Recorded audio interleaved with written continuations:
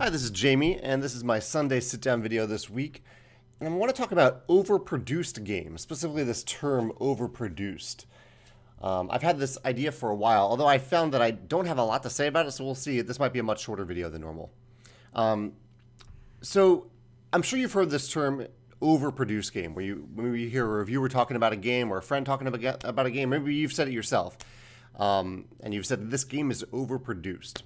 And for the longest time, I've heard that, and I thought, why would anyone say that? Like, why would anyone discourage a game from being beautiful or having really, really awesome components? Usually, this is in terms of, well, it is in terms of components. People aren't referring to mechanisms when they talk about a game being overproduced. They're talking about a game having, a ton of miniatures or a special component that cost a lot that increases the cost of the game. And I'll get to that in a second, because I've come to understand why people use this term. And I not only have come to understand it, but I actually thought it myself about a game this past week. But first, I want to focus on that idea of why it's still my bewilderment that people would use that term.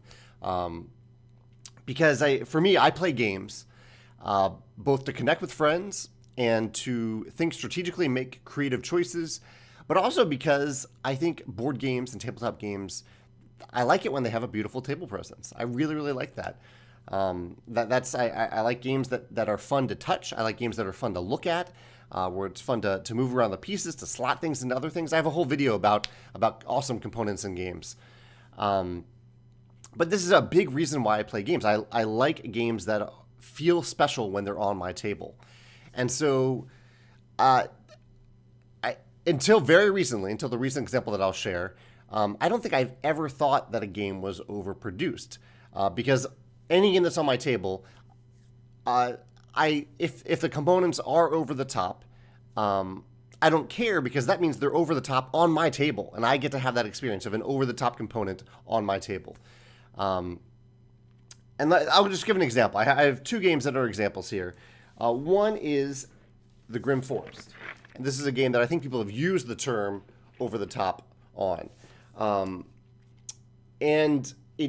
The use of that has, up until recently, which I'll get to in a minute, has bewildered me a little bit, because the Grim Forest is such a beautiful game, and I love the table presence it has. I love the art on the cards. I love the miniatures.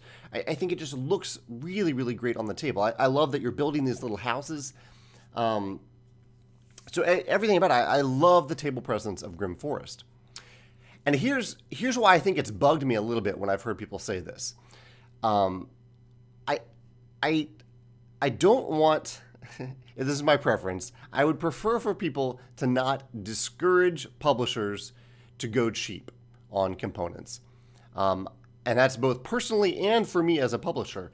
I would rather you challenge us to make more beautiful things than less beautiful things. And I'll get back to that. I understand the reason why some people might say that.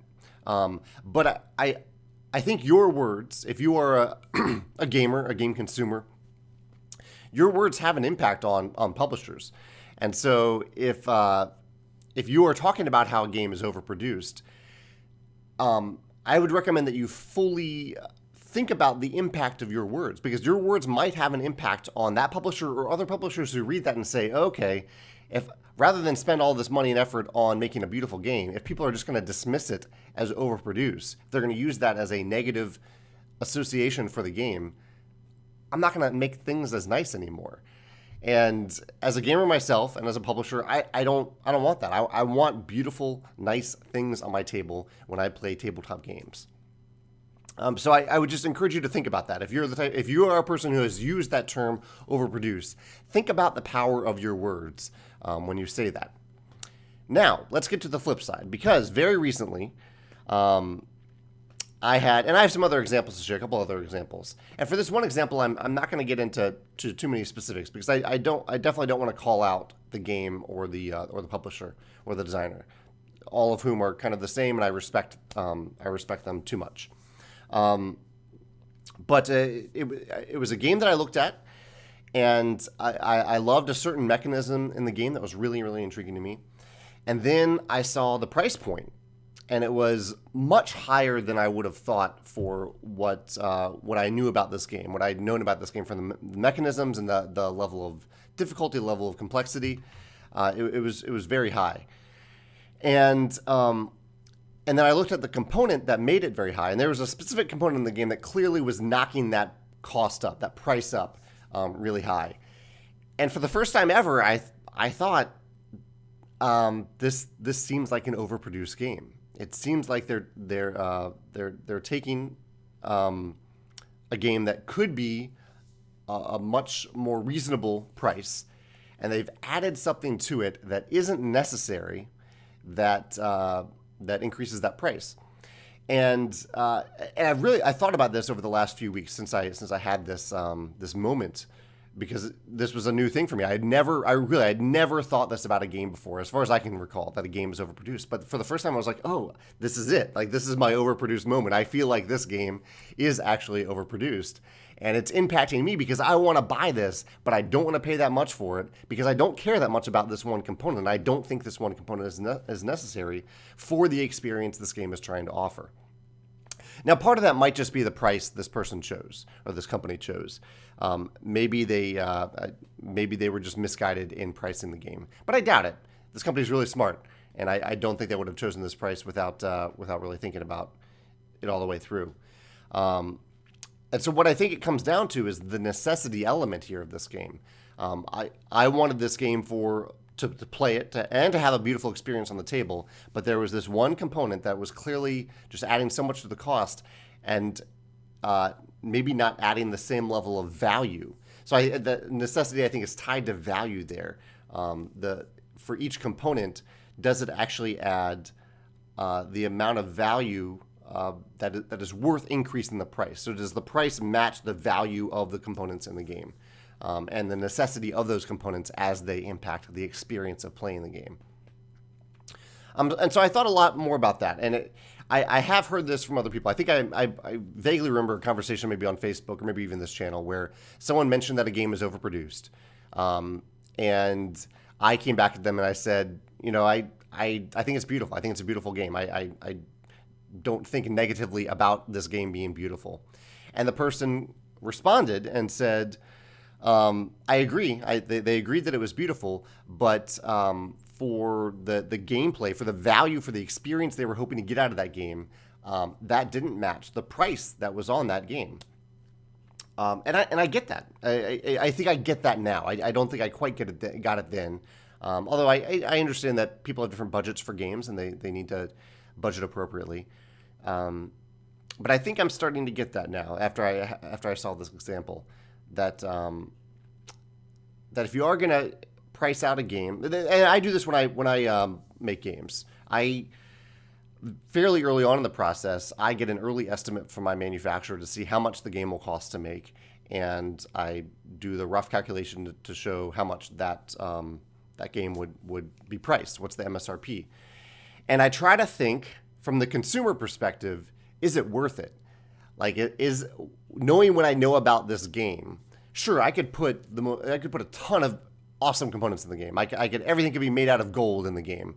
It could be the most spectacular, beautiful game ever. But are people going to pay $400 for a 15-minute filler game that's made out of gold? And the answer is no.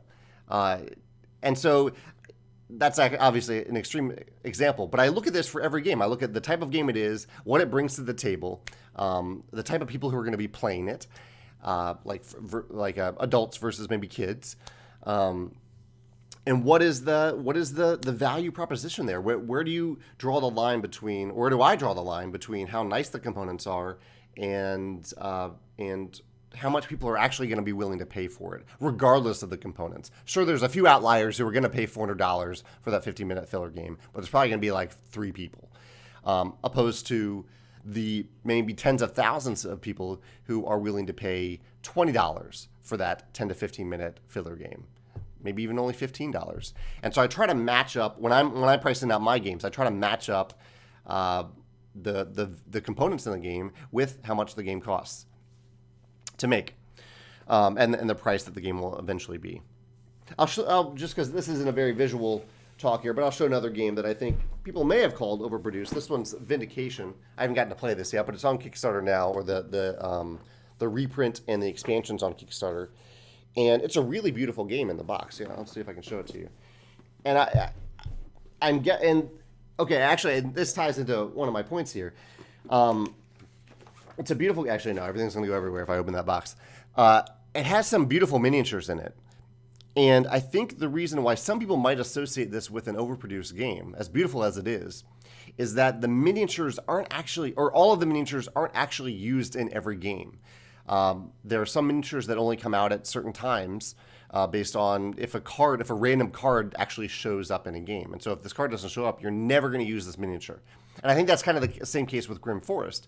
Some of the bigger miniatures that show up, like the Big Bag Wolf, it may not show up at all during the game, or it may only show up once for a moment and then it goes away. So you have this big, beautiful miniature that you put on the table for a second and then you put it back off the table and you're not actually using it.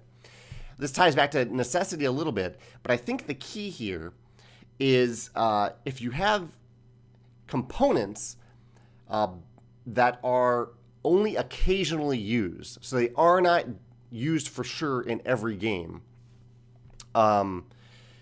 especially if it's a random element opposed to being like player count. So you might have a 2 to 5 player game that maybe a couple only plays 2 player. They never play with the 3, 4, 5 player components. But I don't think they're going to call the game overproduced just because you included players 3, 4, 5 in there. Whereas if you have a component that at any player counts is only occasionally and randomly used, that if that component is over the top, people might look at that and say that's overproduced. I wish I didn't have to pay for that component that I'm only rarely going to use. And I get that. I think that does make sense. And I want to think about that myself as a publisher. If I have components in games that are only occasionally used, those are probably not the components that I should go over the top on. I should go more over the top on components that are frequently used, that are used in almost every game or every session of the game. What's the other? Oh, the other example I had was Council of 4. This is something that I thought about in Council of 4. This is a Cool Mini or Not game. It's a beautiful game, and it has these giant miniatures that are used basically as tokens. And it is really a beautiful game to look at. But that is one where, as I was playing it, I was thinking maybe a little bit. It wasn't one that I paid for, so it wasn't one that I thought about that way. But it was. A few of my friends called it overproduced. And I was like, okay, I can kind of see where you're coming from because you paid for this and you paid for this token or these tokens, these giant miniatures that are used essentially as cubes. They could have been cubes. And you paid that much more for the game to get that value. Is the game itself, is the experience of the game and the way those components are used, are they translating into the price that you paid and the price that you would hope to pay for this game? That's a question that I think people ask that I think I might ask in the future now that I've had this overproduced experience.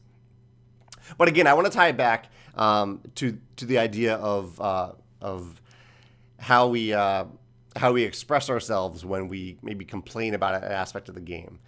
And this is something that I try to be really careful about because I don't want to discourage people from making beautiful things. I don't want to discourage people from making special components that stand out, special memorable components, because that is a huge reason why I play games, that tactile, aesthetic experience of having beautiful things on my tabletop.